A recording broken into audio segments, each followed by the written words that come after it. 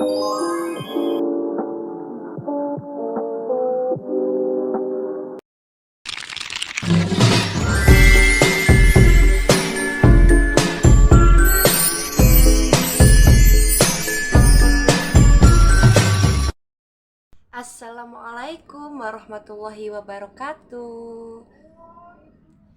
Wilujeng enjing murang kali sadayana tepang deui sareng ibu. Kumaha kabarna dinten ayeuna sehat? Alhamdulillah urang sadayana masih kene dipaparin kasehatan. Sate acan mulai diajar, yuk urang sasarengan ngadoa heula supados diajar dinten ayeuna sadayana lancar. Sidakep bari balam cisbam sikap ngadoa dikawitan. Bismillahirrohmanirrohim. Rabbi zidni ilman warzuqni fahman birohmatika ya arhamar rahimin. Amin ya robbal alamin. Alhamdulillah urang sadayana atos ngadoa mugia kegiatan dina dinten ayeuna sadayana dilancarkeun. Urang kali sadayana anu soleh dina dinten ayeuna alurang bade diajar ngeunaan bagian-bagian anu aya dina awak alurang. Aya naon wae nya bagian anu aya dina awak alurang teh? Di dieu ibu gaduh gambar. Aya nu terang ieu gambar naon? Muhun ieu teh gambar murang kali pamegetnya. Cobi urang tinggal sasarengan. Aya bagian naon wae dina awak urang sadayana teh nya? Ieu anu mimiti anu dina luhureun mastaka aya anu namina rambut atawa buuk. Nah biasana pami pameget mah buukna teh pendek, pami istri buukna lebih panjang.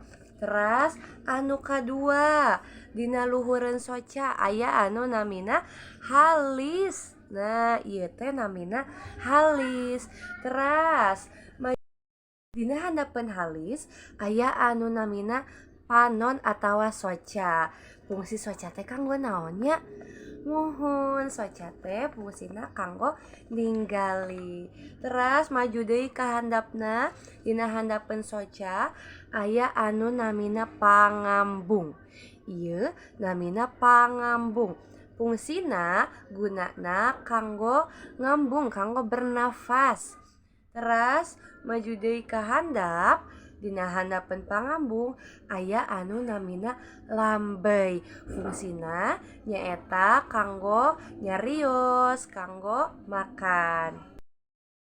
Teras dina masih di daerah mastaka aya nu namina damis atawa pipi. Nah ieu teh namina damis. Teras maju deui ka handapna aya anu namina beuheung atawa bahasa Indonesia nama leher. Nah teras pami maju deui ka handap di daerah panangan aya anu namina siku. Nah ieu teh namina siku. Anu ieu namina panangan. Anu ieu anu aya 10 namina ramo atawa jari. Teras maju deui ka handapna aya anu namina palarangan atawa bobogaan. Nah teras pami maju deui ka handap aya anu namina pingping. Nah ieu pingping. Di handapeun pingping aya anu namina tuur. Teras pami maju deui ka handap aya sampean. Di handapeun sampean aya bitis. Di handapeun bitis aya anu namina dampal sampean. Nah eta sadayana bagian-bagian tubuh anu alurang gaduh.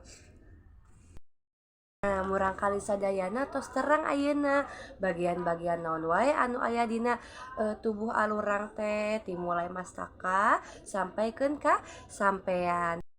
Tapi dina bagian-bagian awak teh aya anu henteu kenging dicabak ku batur. Wios dicabakna ku dirinya lira, ku ibu atanapi bapa pami alit kene sareng ku dokter pami nuju di pariksa. Naon wae anu teu kenging dicabak teh nya? Anu mimiti aya lambei. Tah lambei ieu teu kenging dicabak ku batur. Anu kadua aya palarangan. Nah, dina bagian palarangan ieu oge teu kenging dicabak ku anu sejen. Teras bagian dada. Bagian dada oge teu kenging dicabak ku anu sejen.